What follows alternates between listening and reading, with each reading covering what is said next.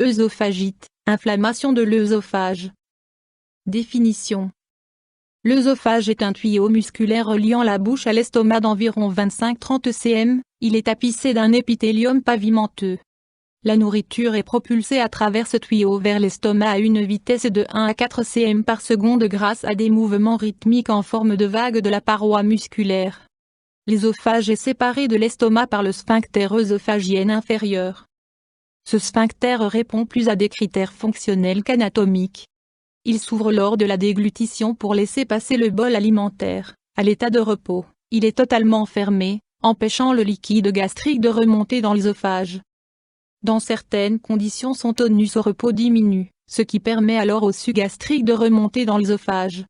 La muqueuse œsophagienne est exposée à l'acidité de ce suc, ce qui se manifeste par du pyrosis, c'est-à-dire des brûlures de l'estomac. Cette maladie s'appelle maladie du reflux. Lorsqu'elle s'accompagne d'une inflammation de la muqueuse de l'estomac, on parle d'œsophagite par reflux. L'inflammation survient dans la partie inférieure de l'œsophage, à proximité de l'estomac. Au cours d'une maladie de reflux de longue durée, la muqueuse normale de l'œsophage, épithélium pavimenteux, peut se transformer en épithélium de type gastrique, c'est-à-dire un épithélium cylindrique.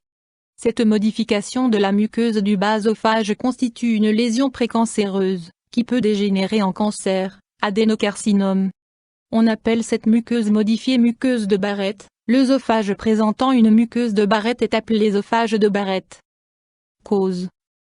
Lorsque le sphincter séparant l'estomac de l'œsophage ne fonctionne pas correctement, le suc gastrique peut refluer dans l'œsophage et engendrer une maladie de reflux avec brûlure de l'estomac, douleur rétrosternale ou douleur lors de la déglutition.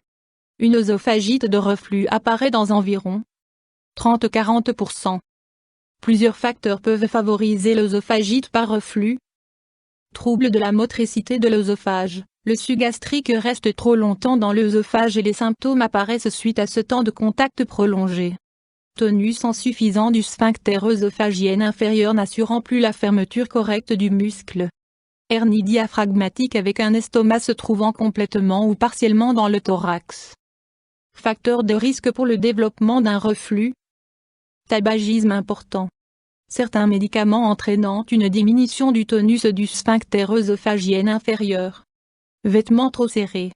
Repas lourds et copieux, pris peu de temps avant le repos nocturne. Alimentation riche en graisse.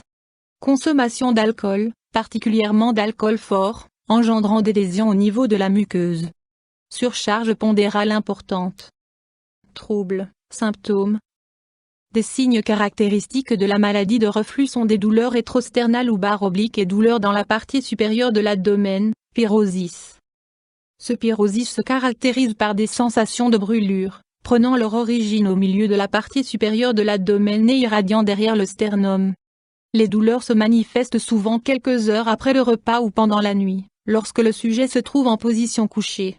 Parfois, la consommation de liquides acides, jus de fruits, vin, vinaigrette, provoque l'apparition des douleurs. Examen, diagnostic. Anamnèse avec prise en compte des symptômes actuels. Examen physique. Gastroscopie, cet examen permet au médecin de visualiser les modifications de la muqueuse œsophagienne et de prélever des échantillons tissulaires, biopsie, pour examen microscopique. Mesure de l'acidité gastrique pendant 24 heures. Le patient avale une petite sonde qui permet de mesurer le pH au niveau de l'œsophage et l'estomac. Options thérapeutiques. Le traitement standard de la maladie de reflux consiste à administrer des médicaments. Le traitement chirurgical ne devrait être utilisé qu'exceptionnellement comme il produit des effets indésirables chez 20-25% des patients, contrairement au traitement médicamenteux. Au long cours, il n'est pas moins cher que l'administration de médicaments. Malheureusement, la maladie de reflux sévère est souvent chronique et nécessite donc un traitement de longue durée. Médicaments. Les antacides sont des liquides alcalins ou des comprimés qui neutralisent l'acidité du suc gastrique. Selon les besoins, ils peuvent être utilisés pour traiter les épisodes de pyrosis d'intensité modérée. Par contre, ils ne sont pas indiqués pour un traitement au long cours. Les inhibiteurs de la sécrétion acide sont des médicaments qui bloquent la sécrétion acide. Le plan de traitement avec ces médicaments varie d'une personne à l'autre. Les médicaments procinétiques accélèrent le passage du bol alimentaire à travers l'estomac. Dans certains cas, ils peuvent s'avérer utiles, notamment en cas d'éructation et de sensation de réplétion associée à des douleurs ou à des malaises. Chirurgie. L'intervention permet de restituer la fonction de fermeture du sphincter gastro-œsophagien, ce qui empêche le reflux du suc gastrique dans l'œsophage. Conseil. Lorsque les symptômes de reflux sont rares et de faible intensité, brûlure d'estomac, éructation acide, des mesures simples suffisent. Diminution ou arrêt de la consommation de cigarettes et d'alcool.